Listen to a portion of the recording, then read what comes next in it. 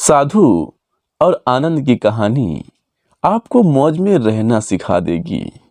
बस आपसे हाथ जोड़ के प्रार्थना है कि आप इस वीडियो को ओपन कर लिए हैं तो इस कहानी को पूरा ध्यान से जरूर सुन लें। तो यह कहानी को शुरू करते हैं। साधु कहता है कि सच्चे इंसान वे हैं जो हर हाल में खुश रहते हैं। मिल गया माल तो उस माल में खुश रहते हैं और हो गए बेहाल तो उस हाल में भी खुश रहते हैं। साधु देश में यात्रा करने के लिए पैदल निकला हुआ था। एक बार रात हो जाने पर वह एक गांव में आनंद नाम के व्यक्ति के दरवाजे पर रुक गया। आनंद ने साधु की खूब सेवा की। दूसरे दिन आनंद ने बहुत सारे उपहार देकर साधु को विदा किया। साधु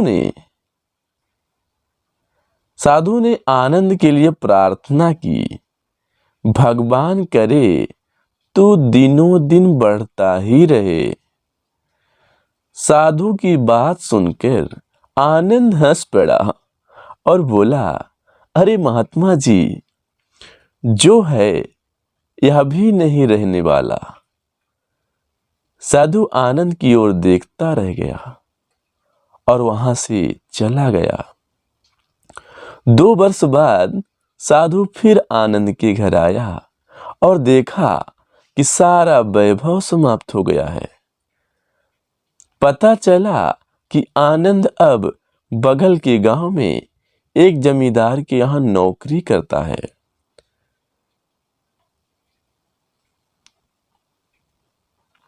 साधु आनंद से मिलने पहुंच गया। आनंद ने अभाव में ही साधु का स्वागत किया।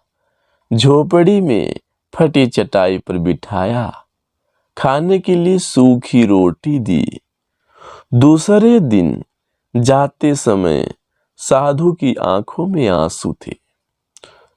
साधु कहने लगा, हे भगवान, ये तूने क्या किया? आनंद पुनः हंस पड़ा और बोला, महाराज, आप क्यों दुखी हो रहे हैं?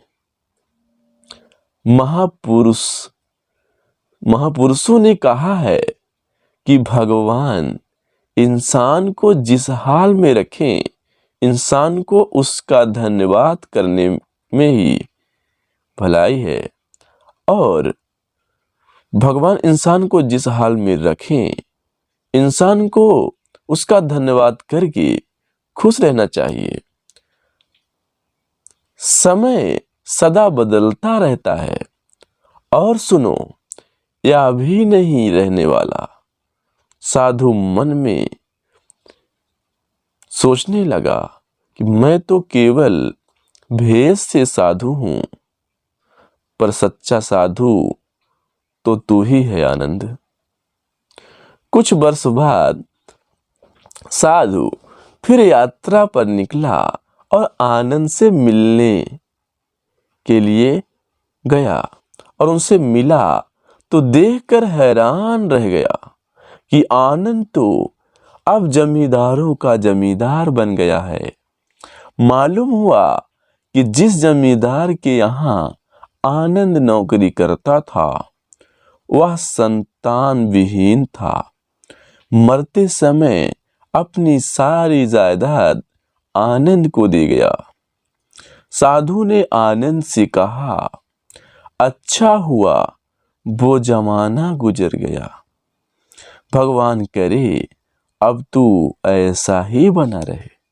यह सुनकर आनंद फिर से हंस पड़ा और कहने लगा, महाराज, अभी भी आपकी नादानी बनी हुई है।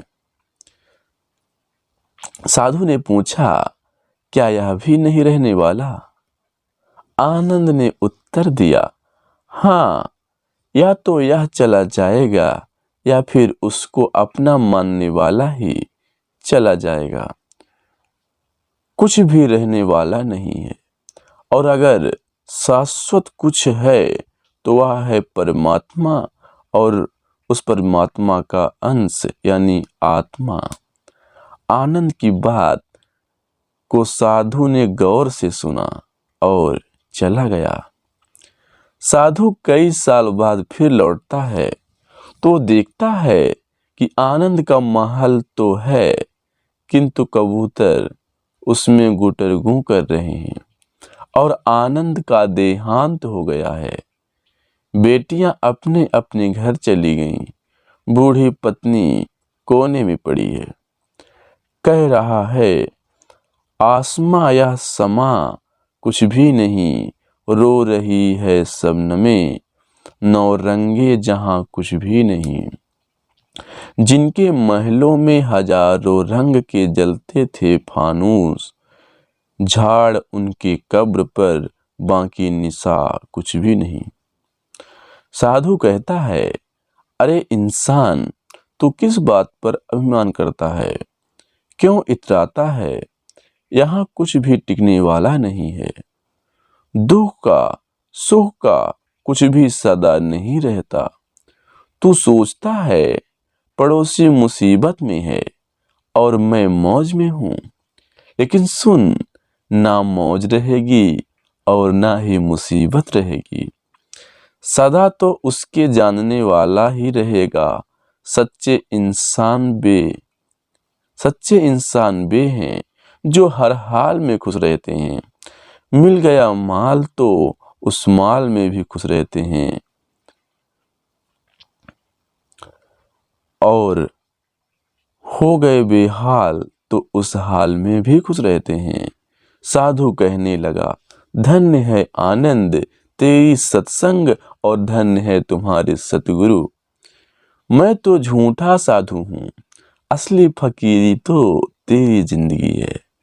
अब मैं तेरी तस्वीर देखना चाहता हूँ, कुछ फूल चढ़ाकर दुआ मांग लूं। साधु दूसरे कमरे में जाता है तो देखता है कि आनंद ने अपनी तस्वीर पर लिखवा रखा है कि आखिर में यह भी नहीं रहेगा, विचार जरूर करें। उम्मीद करता हूँ कि आपको ऐसी कहानी कभी नहीं मिली होगी। आपको यह कहानी जरूर पसंद आई होगी, तो वीडियो को लाइक, शेयर एंड हमारे चैनल को सब्सक्राइब जरूर करें। आपका बहुत बहुत धन्यवाद। आप और आपका परिवार हमेशा स्वस्थ रहे।